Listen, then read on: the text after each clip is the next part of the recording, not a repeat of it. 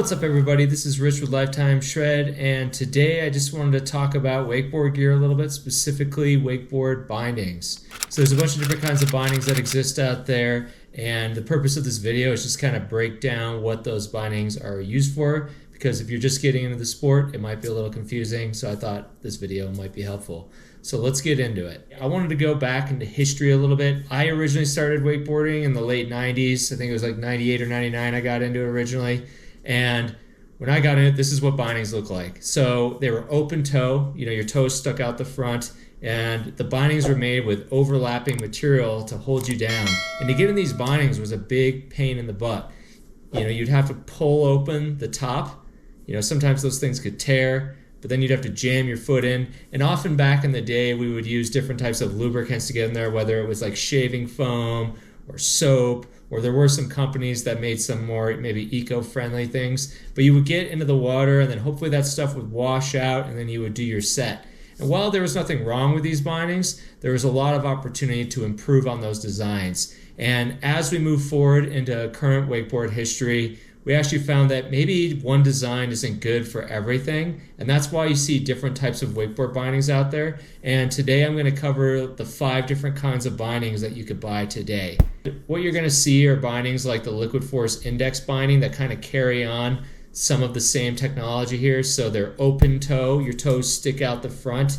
But what they've improved here is there's a cinch, which you can see here, which allows the binding to open up, so you don't need those lubricants to get in there anymore, because the binding loosens up, you get your foot in, and you tighten it down. Now, this type of binding, anyone could use this kind of binding and have, a decent experience with it. But overall, I would say these types of bindings are usually aimed at beginner riders, and even more specific than that, say you're on a boat and there's people with a few different size feet, and they all want to share the same wakeboard. So you typically see this kind of binding included with like a beginner wakeboard package or something like that.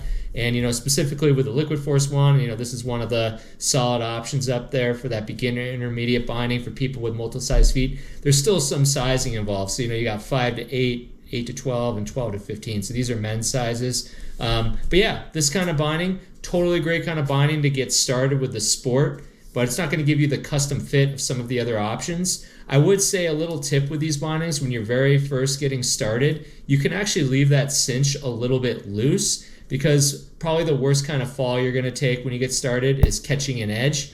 And if the board stays on your feet, it's going to hurt more, because that allows that leverage to continue, because the edge catches, you stay in the binding, and you leverage down into like a face plant or something. Or if you leave the binding a little bit loose, when the board catches, you'll actually just fly out of the binding, and it's not as bad of a crash. And speaking of beginner bindings, there is an old school kind of binding that actually predated that overlap style binding that I showed you previously. And this type of binding is even more beginner oriented, and you don't really see these very often anymore. It's a sandal style binding. It's very common in kiteboarding that you see this type of binding, but for wakeboarding, the only time you really see these is typically at a cable park. But how I was talking about how on the open toe binding with the lace in the front, you can leave it loose, so if you eject, you can get out of the bindings easier. Even more so with the sandal binding. Really, the problem with the sandal binding is it really has no support at all. So like getting up and riding and turning a little bit, it's totally fine for that. And if you do eject out of the board, these are going to eject the easiest. But when it comes to learning how to jump, it's not going to have the support that something like an open toe binding would have. So overall, for most folks, I would not suggest buying a sandal binding if you can even find one. Typically you're only going to see this in rental packages. Like this is like Slingshot's cable park rental board that they sell. I would definitely suggest going with an open toe binding. So again, if you're sharing that binding with some other people on the boat with similar sized feet. I actually keep a board on my boat with an adjustable binding. I think the one I have goes from like 10 to 14, and it's my friend board binding, and it's an older pair of these kind of Liquid Force ones, and it serves that purpose great. So going on to the next binding, let's say you've gotten into the sport and you're digging it, and you're like, I want more of a performance fit. Then you're probably going to go to a closed toe binding. So this is the Ronix 1. Intuition binding. This is a high-end closed toe binding. When you move up to this from the open toe, as you can see, it's a closed toe. So the front of the boot is closed. And what this is going to mean is, when you leverage in the boot, it's going to be a custom fit to your foot. So if you look at the sizes here, one size per foot size. I don't think any binding companies do half sizes, but all these are lasted to a single shoe size. So it's going to fit your foot much more closely. So most people will size these boots when they get them to be a performance fit, like other athletic footwear. So it's like a snug, nice foot. So every little movement you make on the board is going to translate quickly into the wakeboard itself, and it's just higher performance. You also often find on these closed toe bindings that they have higher end materials. So for example, the Ronix One uses an Intuition liner, which is a heat moldable material that Intuition makes liners for skiing and snowboarding and other action sports as well. So really high-end liner. There's just a lot more attention to detail often in these, and this is pretty much what all of your pro wakeboarders are using behind the boat. And you don't need any lubricants or anything to get in here. They've got the multiple cinches to get in there. The downsides of a binding like this, again, if you're planning on sharing your wakeboard with other people in the boat, with this specific binding or boot, there's the only people you could really share with are people with the same exact size foot. And I would even say, even then, I personally wouldn't share my Ronix One boots because they're heat moldable, because someone else's foot's gonna be a little different than mine. It's gonna mess up the heat molding. So really, if you're buying a closed toe binding, especially one with a heat moldable liner, like, they're for you. You're not really going to be sharing these with anyone else, but they're the highest performance bindings that you're going to get, especially behind the boat. While all that said is great for boat riding, in the last 10, 15 years, cable riding has become much more popular. It did exist before then, but I'd say definitely, actually, I just say in the last 10 years, cable riding has really taken off. And what people found is I can use a closed toe binding on the cable, and this is where I was at one point.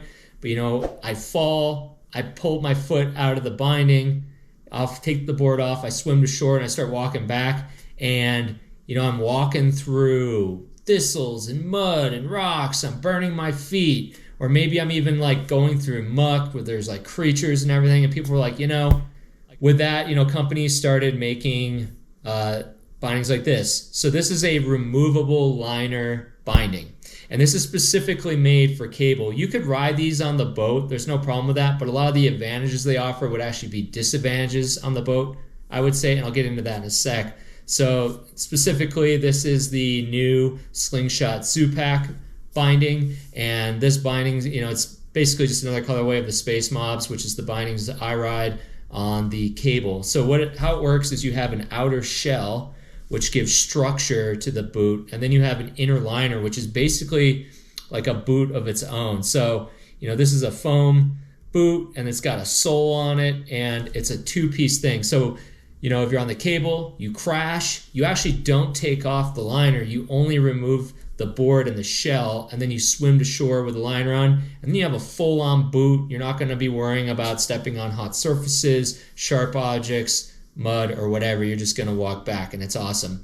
I will say with these removable liner boots, if you do go to a cable park that has really nice walkways and you're not dealing with heat or sharp objects or anything, there are a lot of riders that will still prefer the closed toe boot just because it's less to deal with. And also when you're swimming back to shore with the liner on, it does restrict your foot a little bit, so it's a little bit harder to swim. I don't think it's that big of a deal. And I go to enough different cable parks. I think the removable liner is the way to go. And another thing I'd say about this too is every brand now pretty much has a version of this. Liquid Force has a couple boots with removable liners, Ronix, Slingshot. I think I can't say for sure, but I feel like the old Slingshot Shred Town boots were maybe the original of this, but I might be wrong on that.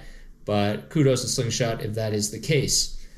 So cable riding, people are using these. Other people are using the normal closed toe bindings, depending on the park they're at. One could be better or worse for the swimming. And then really the final type of binding, which is exclusive to Hyperlite, is the system bindings. So Really similar to a snowboard binding, it actually separates the binding and the boot. And as you can probably tell throughout this video, like I intermix those words a lot because I don't even know what the right word to use is for something like this. Like Slingshot calls this a boot, so it's the boot package.